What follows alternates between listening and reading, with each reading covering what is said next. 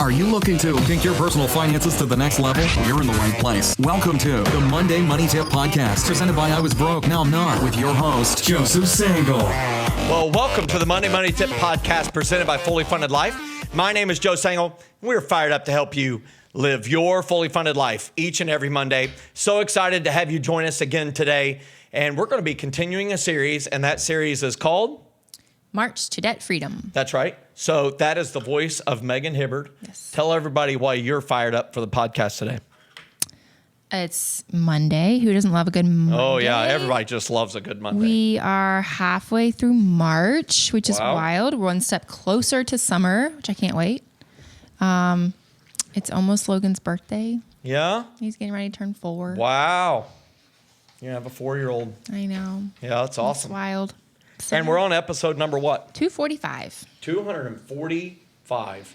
That's awesome. Yeah. We're 245, and we're talking about marching to debt freedom. It's the month of March. Yes. And so we thought it'd be awesome to focus on debt, and we've always called it a march towards debt freedom because it does require, like the regimented thing of a soldier, to one foot in front of the other to become debt free. And make no mistake, paying off dumb debt, stupid debt, high cost debt, and debt that does not increase your net worth, debt, credit card debt, student loan debt, truck debt, boat debt, owing a person debt, all those debts, when you pay them off, they can just transform your life. It's transformative in what it allows you to do. Yeah. And so last week we talked about imagining zero. Yep. Imagining zero debt, which meant zero debt payments. And we were trying to help you get a vision.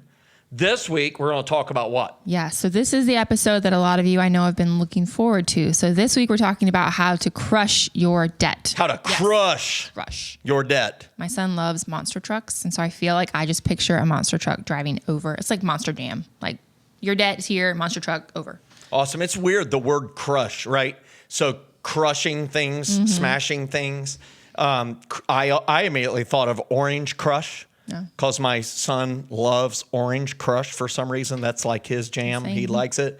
I think about when people have a crush on each other, right? It's just really weird. It's a real multifaceted Welcome word. to the English language where we confuse everyone when they learn it. But we're talking about how to crush your debt and not love it, right? Not crushing on it. No. We are smacking it. We're breaking up with it. It's the opposite of having a crush on your debt. Yep. We're going to smash your debt. We're going to crush your debt. And tell everybody, like, are we going to give them 1 tip, 21 tips? What are we doing today? Tips. All right. So today we're going to give you 3 tips or 3 ways you can eliminate your debt. So this is part of our 8 ways to eliminate debt more swiftly series. But we're only going to give you 3 today. And so if you want the other ones, we will tell you how to find them at the end of the episode. Ooh. Suspense. Oh, you've left them hanging. I have left them hanging. They want more. Good All marketing. right, listen, now we're going to share with everyone tips number 1, 6, and 8.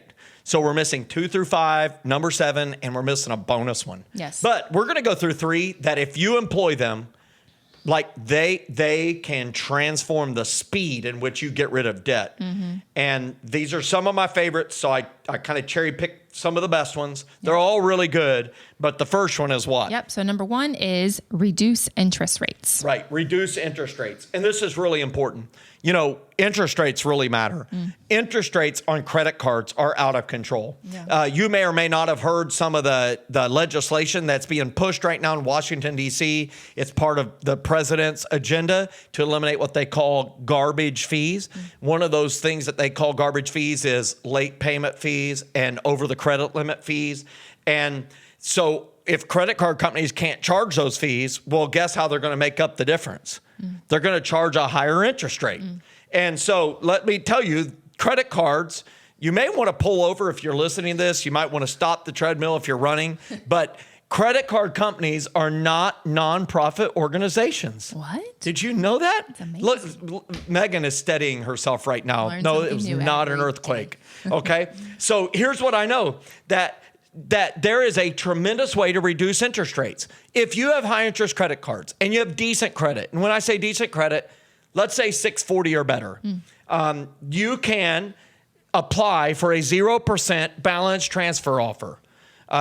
And the way this works is you can apply through an offer you got in the mail. We have a running list of them on the Next Steps area of our website. We'll provide a link in the show notes.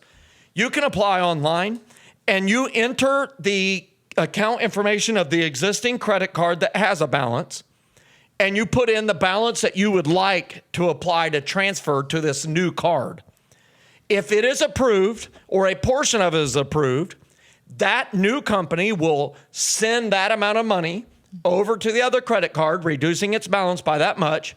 And now the new credit card has it, but it's at 0%. And on average, right now, as we record this, it's 18 to 21 months. Now, there's usually a 3% transfer fee. And if that's over 18 months, that's the equivalent of 2% interest. Imagine that. Yeah. So which is better? 24.99% interest or 2% interest? 2. I'll take the 2. So if you want to make progress on debt freedom, on this march to debt freedom, you've got to reduce the interest. You've just got to do it. Now, Joe, I don't have a 640 credit score. I've got a 40 credit score. I said a little jokingly just to keep from crying, right? But let's say you have really bad credit. What are your options? Well, one of the options you have available to you is to call your current lenders and ask for a better rate. We know that, and I'm going to give you some tips. Be nice. These are humans too, although you may not feel like they are. They did not sign up for this debt. You did. Don't get angry at them. They're just an employee working for this company, okay? So when you call them, hey, I am calling because I am trying to get my debt gone. I am marching to debt freedom. I've been listening to the Monday Money Tip podcast. Have you heard of Joe and Megan? What do you think the person's going to say? Who? And they're going to say yes. What? And if they say yes, tell us. But they've given me a tip that I should call and ask for a lower rate. And can I please have my interest rate lowered on my credit card? And they may say yes. The worst they can do is say no, right? If they say no, do you just give up? No. You ask to speak to their manager. You can say, that is really not the answer I was hoping to hear. May I please speak with a manager? Because I really need some help here. Do you see it? I'm being kind. Yeah. I'm being gentle. If I say, you are a loser, I can't believe it. I knew it wasn't worth calling you. I bet you hate, pet puppies too, right? How do you think that's going to go? Probably not well. Like a submarine with screen doors. That's how it's going to go over. It's not going to go over well. So be nice to them.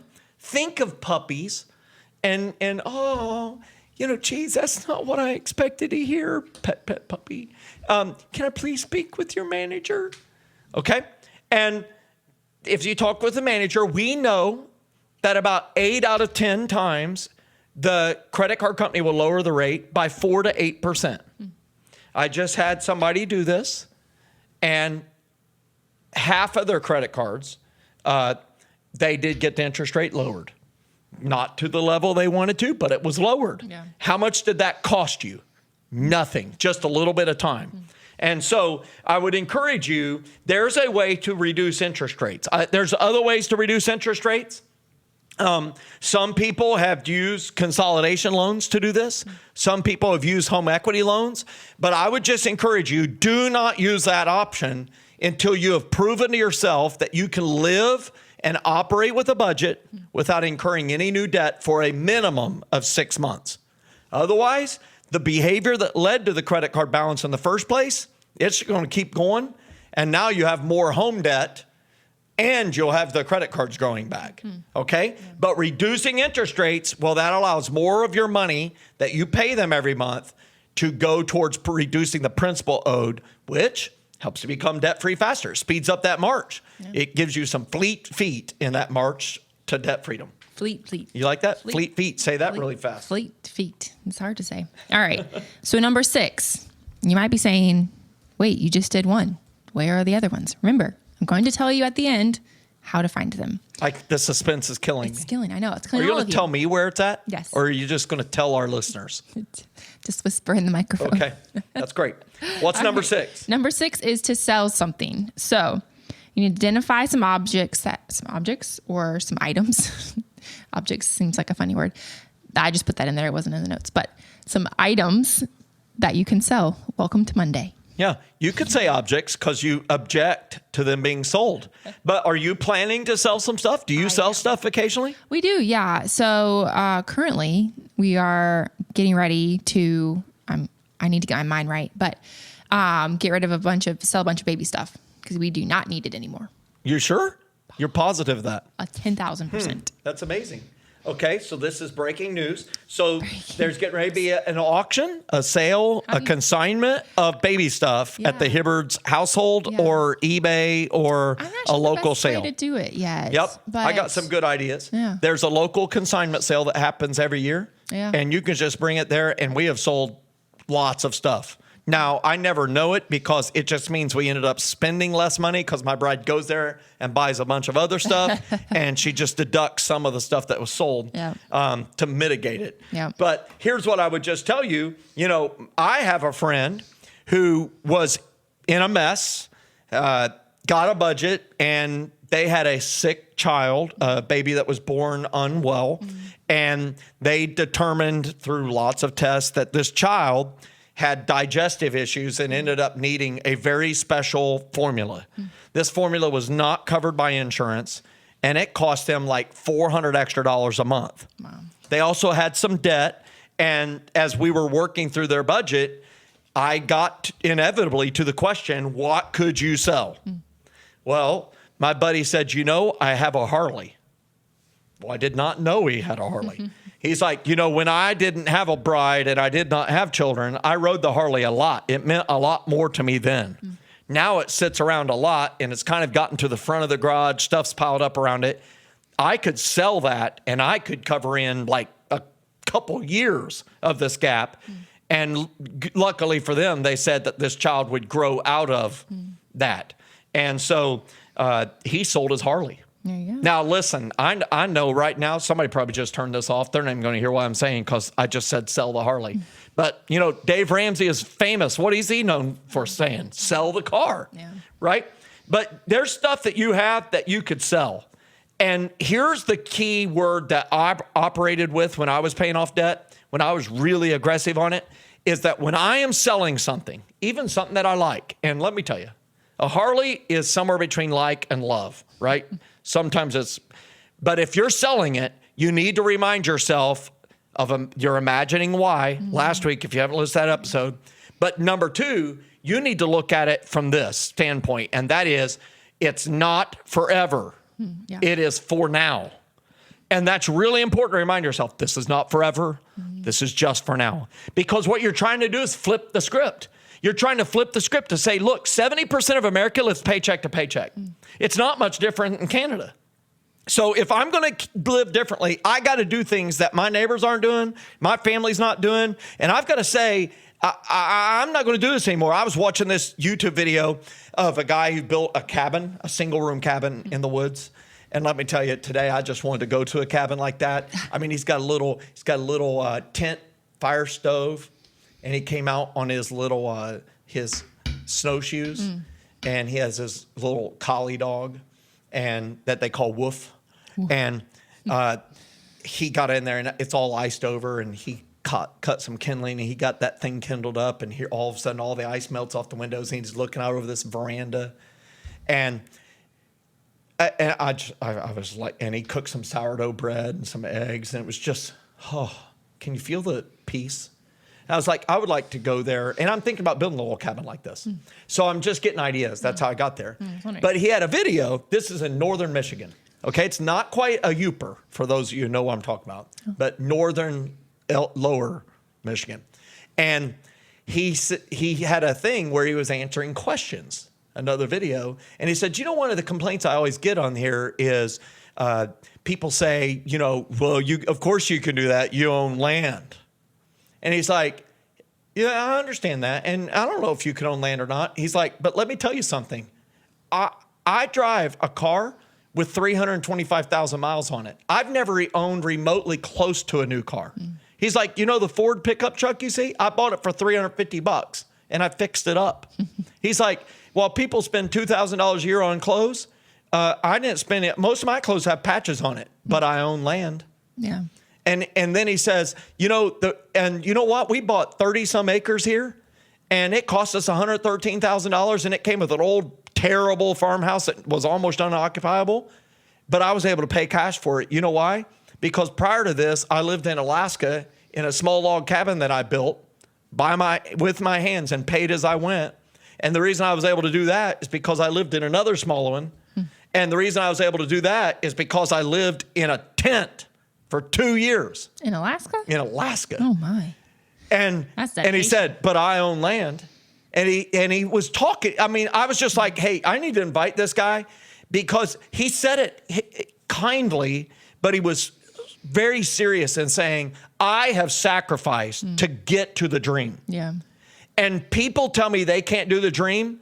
And he's like, listen, I don't want to hear it. If you're not sacrificing, most people's definition of sacrifice today isn't even close to what sacrifice is.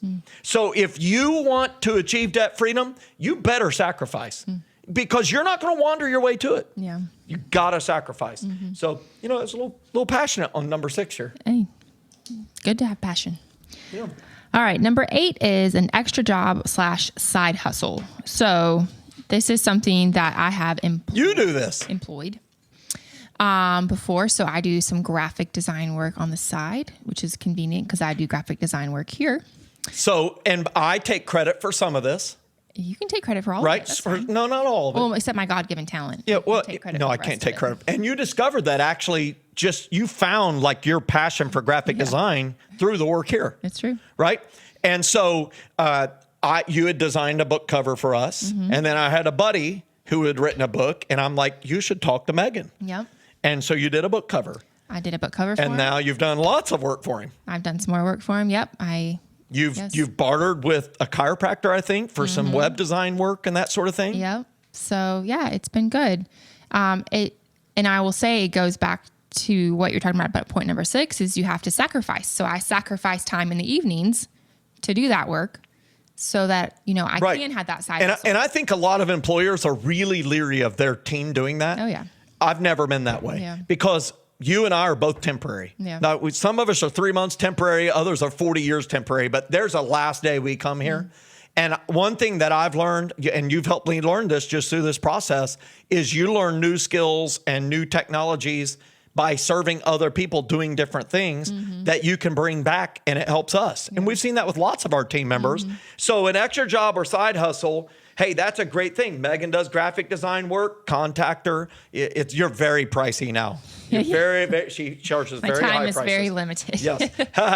But listen, my call to action to you here is to consider an extra job. Yeah. That side hustle. Yeah, there's a lot. I mean, you could do something as easy as drive for Uber or Lyft, or you could deliver groceries for Instacart. Like, we have the episode of our friends Gary and Karen who are talking about marriage and money, and they do door dashing. Yeah. They're a dasher. Which, doesn't require any skill except driving. They just get in the car and they just start picking up food orders and taking them and delivering food orders. Yeah. And they've done a substantial amount of money. Uber, I learned this. Uber is unbelievable. There are people who rent a car. They don't want to put the miles on their car, or their car is kind of a ramshackle car. Have you heard ramshackle lately? I haven't said it lately. So they go and they rent a car, which is usually cheaper on the weekends. They'll rent it for the whole weekend, and they Uber drive all weekend with a rented car. And in like 6 or 7 or 8 or 9 rides, something like that, they've paid for the rental, and now it's all on the rental car. They're burning up a rental car. It's a brand new, clean car, fully fueled when they get it. And so, listen, you've got to become willing to do extra. My daughter right now is all fired up. She's going to buy a new car. She wants a new car. And she's had some used cars. She wants to pay cash for the new car. She is motivated. So she's got a little side job going on. And I said, do you have a reason for this? Oh, yes, I want to buy this car. And so I'm taking every dollar and putting it in that pile. And you know what? I told her that's good as long as there's a defined end to it. You don't want to sign up for an extra side hustle or side job only to end up falling into your bad habits, signing up for a new debt that now requires you to work that job for the next 15 years. Very important. Yeah. And so we went through 1, 6, and 8, reduce interest rates, sell something, extra job, side hustle.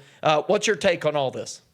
Yeah. My take is that it requires sacrifice to become debt-free, to crush your debt. It requires some sacrifice, but one of the big things that we point out that we want to make sure that you guys hear is it's not forever, it's for now. So you might be saying no to going out to eat with your friends. You might be canceling some subscriptions. I'm giving away too much. You might be doing other, I'm like thinking through all the other things. I'm like, hold it in.